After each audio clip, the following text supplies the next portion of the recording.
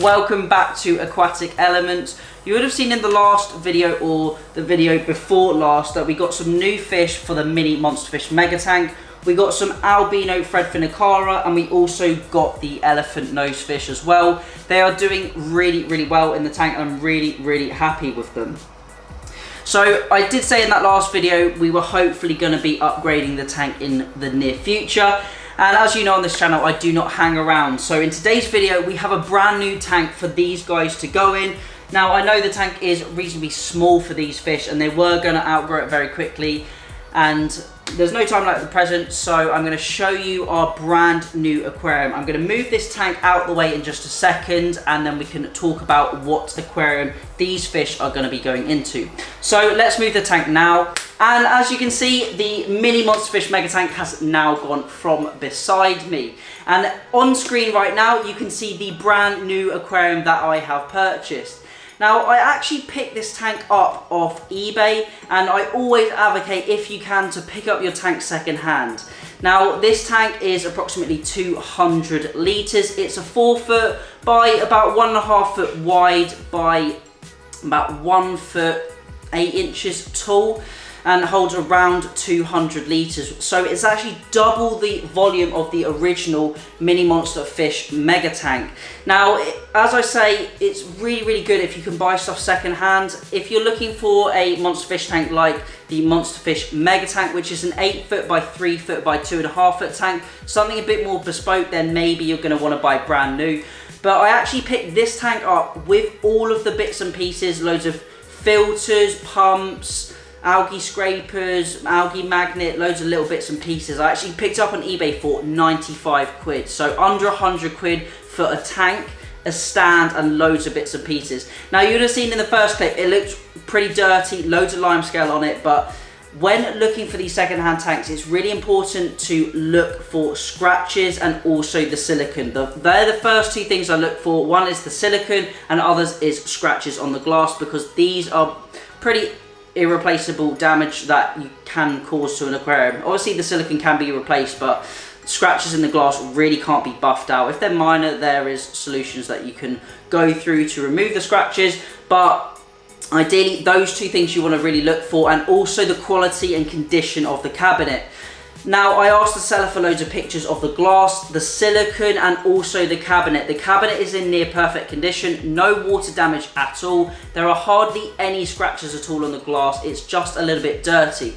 So I've given it a good clean up, as you can see on the screen now. I've given it a really good clean up, gotten rid of most of the limescale, and I'll get rid of the rest of that limescale once I actually fill it up with water. And now I've actually started to mask up and paint the side and back of the tank. Now, I'm using this paint I got from Hobbycraft. It only cost £1, so £1 for that. I got a roller and I'm just rolling that on. I'm probably going to do about 4 or 5 coats to get it nice and thick, so it's a nice even black background. Normally in the past I've done a vinyl background, but I thought I'd change it up a little bit, try something new and go for this black background. Now, as the tank is longer, it's going to stick out like a peninsula. But I've actually finished painting the tank now, so let's get it next to me, let's get it in place, and then we can check it out and see what it looks like. And there we have it, the new tank is in position. As you can see, I've painted the black background on the side and back of the tank. Now, if I was to do this again, I would probably use an acrylic-based paint. I actually used a water-based paint, and in future, I would definitely use an acrylic-based paint or a spray paint to do the background.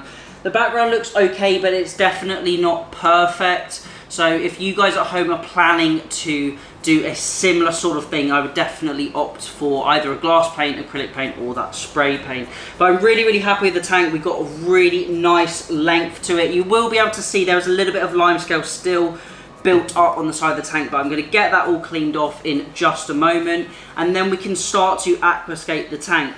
Now, I'm thinking for this tank, I'm going to definitely go with the black substrate.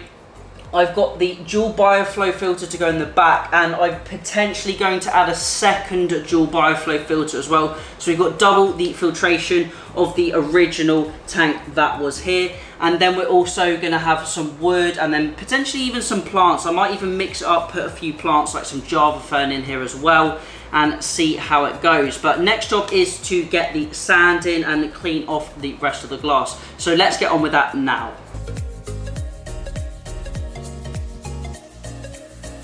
And now it is actually the next day. We've got the sand in place. I'll just turn the light on just at the back here so you can see the tank, but I'm really happy with it. Other than the paintwork, that is definitely not the best, and I would advise using more of an acrylic paint or a glass paint to do. Overall, I'm really happy with how the tank's come on. So the next step is to start the aquascape.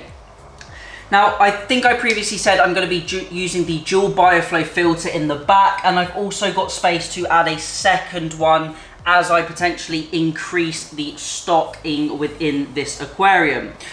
So I'm probably going to go for some bits of bogwood at the back flowing down, and then a few pebbles around, and also I'm going to put a few plants in as well. So I'm going to start the aquascaping now, and then we can check out what the tank looks like.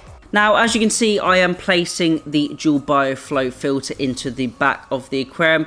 Now, I would say you're fitting approximately a couple of kilos of filter media into this filter. It's definitely not as big as a canister filter, but it's not really far off for the amount of media it contains. And I really like the fact that it is within the system. There's no external pipe work. It's super easy for me to clean. All I do is take out the sponge, rinse it out for a minute and place it back in, and then I'll do a full clean on it every 2 to 3 months. Always easy to clean, and you can also keep an eye on how dirty it is going to be as well. So I moved a little bit of the sand out of the way for that to sit nice and snug in that back corner, and then I pinned it in with the largest piece of bogwood. Now I'm using a few different pieces of bogwood. One of them was actually dry, which I had outside in the garden, so that is going to take a little bit of time to discolor and match in with the other pieces I've got.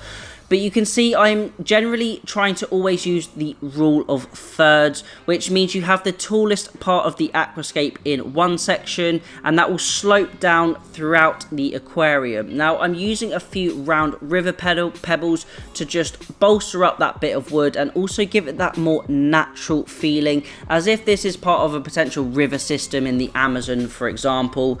So I've gone for that black substrate and the black background really to enhance the colour of the fish, and then we've gone with this sweeping bogwood to try and create that effect as it's hiding the filter and sloping down towards the edge of the aquarium. And then you can see on the right hand side of the tank we've got a nice open space to allow plenty of swimming room for the fish. Plenty of room for them to roam around in, but I still want to have enough cover for them to be hidden and for them to feel nice and secure. Now finally I'm going for a little bit of plants. Now I want to add a few plants to this tank because I don't have plants in the Monsterfish Mega tank, and I want to add a little bit of greenery, a little bit of colour pop. So I've gone with a couple of Anubias, and I'm also going to be adding some Java ferns as well. Now I've actually tucked these into all the nooks and crannies on the bogwood, and hopefully over the next couple of months their roots will start to grow around that bogwood and also grow around the rocks I've got in there as well. Now I don't want to go too plant heavy because I'm not running any CO2 or fertilizers, but I really like this look and it's something a little bit different and what I don't usually go for. And there we have it, the new mini Monsterfish Mega Tank is aquascaped, and I'm actually really happy with it. Now you would have seen the piece of bogwood at the back is a different colour to the other two pieces in the aquarium, but in a couple of weeks they will all be exactly the same colour once it's been underwater, because this one has just been sitting dry in my garden for the past few months. So they will all go the same colour and it will all blend in. I may add a few more pebbles to the bottom. I don't want to add too many because they might be areas for waste and detritus to build up in, but I might add another maybe 4 or 5 or so just to give it more of that riverbed feeling. But that is it for today's video. In the next episode, we're gonna add our mini monster fish to this aquarium, and then hopefully in some more episodes to come, we might even get some more fish for this tank. If you've got any questions, please leave them down below. And if you do have any video suggestions, please also leave those down below. Thank you all for watching. Remember to keep those water changes up, and happy fish keeping.